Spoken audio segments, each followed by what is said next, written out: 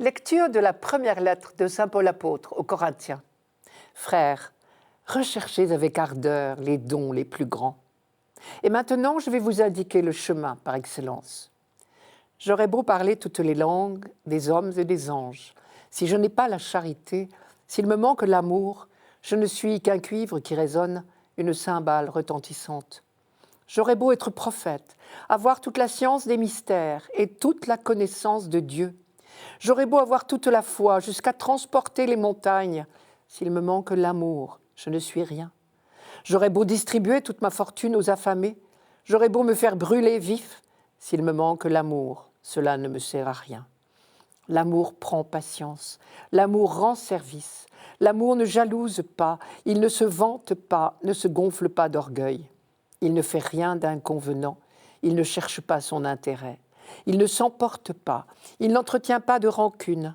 Il ne se réjouit pas de ce qui est injuste, mais il trouve sa joie dans ce qui est vrai. Il supporte tout, il fait confiance en tout, il espère tout, il endure tout. L'amour ne passera jamais. Les prophéties seront dépassées, le don des langues cessera, la connaissance actuelle sera dépassée. En effet, notre connaissance est partielle. Nos prophéties sont partielles. Quand viendra l'achèvement, ce qui est partiel sera dépassé. Quand j'étais petit enfant, je parlais comme un enfant, je pensais comme un enfant, je raisonnais comme un enfant. Maintenant que je suis un homme, j'ai dépassé ce qui était propre à l'enfant. Nous voyons actuellement de manière confuse, comme dans un miroir. Ce jour-là, nous verrons face à face. Actuellement, ma connaissance est partielle. Ce jour-là, je connaîtrai parfaitement comme j'ai été connu. Ce qui demeure aujourd'hui, c'est la foi, l'espérance et la charité. Mais la plus grande des trois, c'est la charité.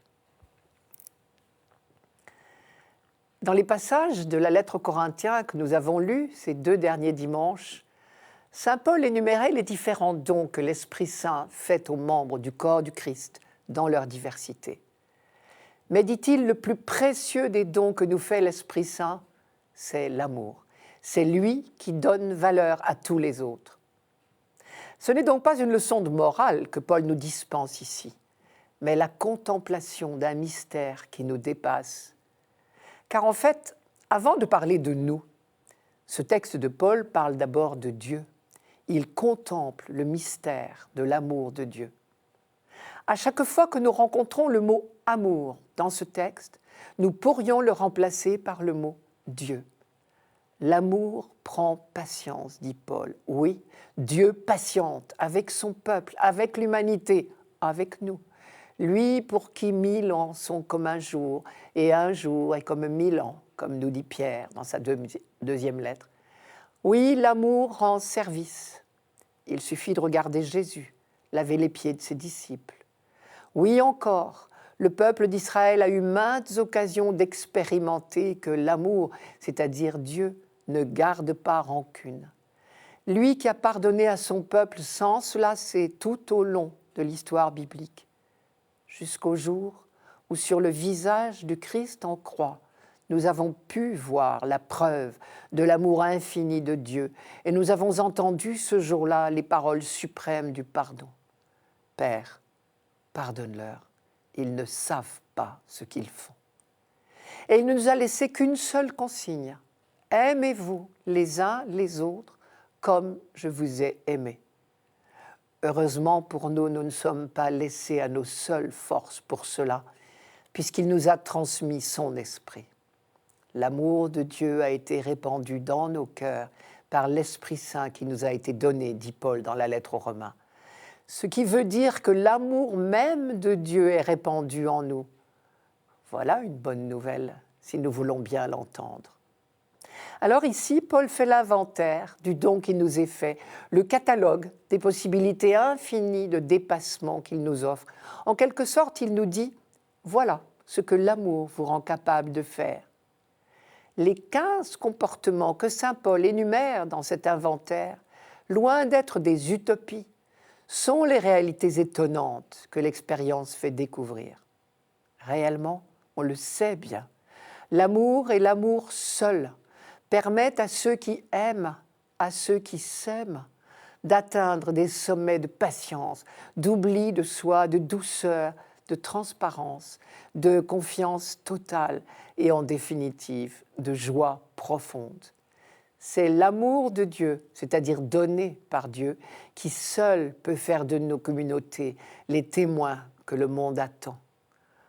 Paul insiste, c'est l'amour et lui seul qui fera de nous des adultes.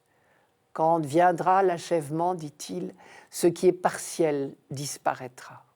Quand j'étais un enfant, je parlais comme un enfant, je pensais comme un enfant, je raisonnais comme un enfant. Maintenant que je suis un homme, j'ai fait disparaître ce qui faisait de moi un enfant. On peut en déduire que toutes les autres qualités, la science, la générosité et même la foi et le courage, le don des langues de prophétie, ne sont que des enfantillages au regard de la seule valeur qui compte, l'amour, puisque les plus grandes vertus elles-mêmes ne sont rien si elles ne sont pas irriguées uniquement par l'amour de Dieu lui-même. Voilà qui remet les choses à leur place. Une fois de plus, on entend résonner les béatitudes. Seuls les pauvres de cœur savent accueillir en eux les richesses de Dieu. Peut-être n'osons-nous pas assez compter sur ces possibilités infinies d'amour qui sont à notre disposition, pourvu que nous les sollicitions. L'Esprit est très discret. Il attend peut-être que nous lui demandions son aide.